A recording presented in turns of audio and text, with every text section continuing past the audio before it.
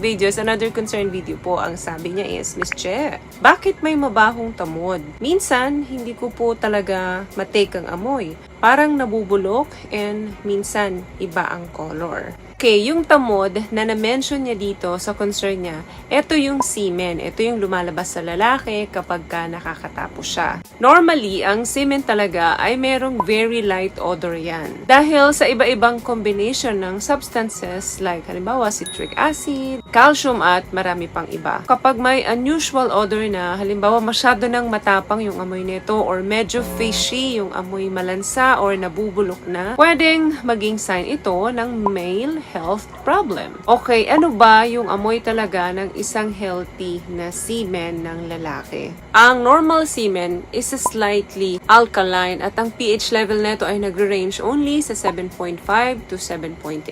Ang ibang lalaki nakaka-experience nung strong odor like halimbawa ammonia, ganyan, parang amoy sunrocks. Huwag mag-alala kapag ganyan ang amoy kasi normal lang yan. Minsan, ang semen po ay merong hindi pangkaraniwang amoy at color nito. Ano ba yung mga meaning kapag ganito kakaiba yung naaamoy at nakikita nyo pagbabago ng kulay? Napakalaking factor ng kinakain natin kaya nag-iiba-iba ang amoy nito. Minsan parang amoy matamis siya, minsan parang amoy matapang, minsan amoy parang bleach, or minsan amoy parang ammonia. So lahat kasi yan nakadepende kung ano yung ipinapasok natin sa loob ng bibig natin. Pwedeng mag-reflect yan doon sa amoy ng semen ng lalaki. What I love about this product, itong No More Dark Secret ng K-Skin, bukod sa may advanced whitening na siya na kung saan pwede niyang matulungan na pumuti yung mga singit-singit mo, moisturizing, meron siyang anti-irritation, antibacterial, maintain healthy pH level. Hindi lang pambabae, meron din po tayong pang-lalaki. Pag sobrang nababothered ka na sa amoy, posibleng meron ng infection na nangyayari or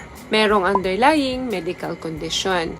Merong kang sexually transmitted infection kasi yung mga ganito pwedeng mag-translate talaga sa mabahong amuyan pag may mga infections, bacteria, or microorganism. Ito yung mga pwedeng magpa-change ng smell ng semen. Pag masyadong parang sweet naman ang amoy, posible din pong sign ito ng early warning signs of diabetes. So, meaning kahit pala sobrang mabango yung amoy or yung lasa nito ay medyo matamis-tamis, wag din masyadong kampante dahil pwedeng, tulad ng sinabi ko kanina, early warning sign na pala ito ng diabetes. Pero kapag fishy smell, yung parang mabaho, amoy malansa, parang nabubulok, pwedeng sign naman ito ng sexually transmitted diseases. So, possible bang mag-change talaga ang smell ng semen? Yes, possible po. Tulad ng mga nabanggit ko kanina, malaking factor po ang nagagawa ng mga kinakain natin sa amoy nung semen ng lalaki. Kung bakit minsan sobrang tapang nung amoy nung lumalabas doon sa lalaki. So, paano ma-lessen yan or ma-avoid yan? So, dapat aware ka kung ano yung mga kinakain mo. May mga research na nagsasabi na yung asparagus daw, kung familiar kayo doon,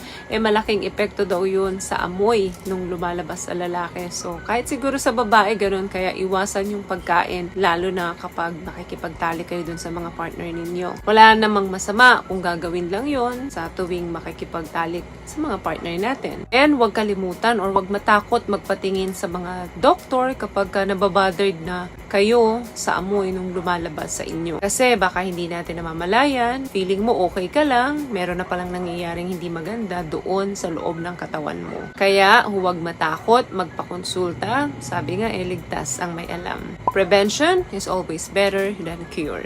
So yun lamang guys ang video natin for today. I hope may naibigay po akong tips sa inyo. At kung nagustuhan niyo pong ating video, please give it a thumbs up, comment down below, and also share this video na rin po sa mga kaibigan sa tingin yung matutulungan ng video natin. Once again, palagi po kayong mag-iingat at palagi po kayong manalangin. Thank you guys for watching and see you in our next one. Always love yourself and be a blessing. Bye!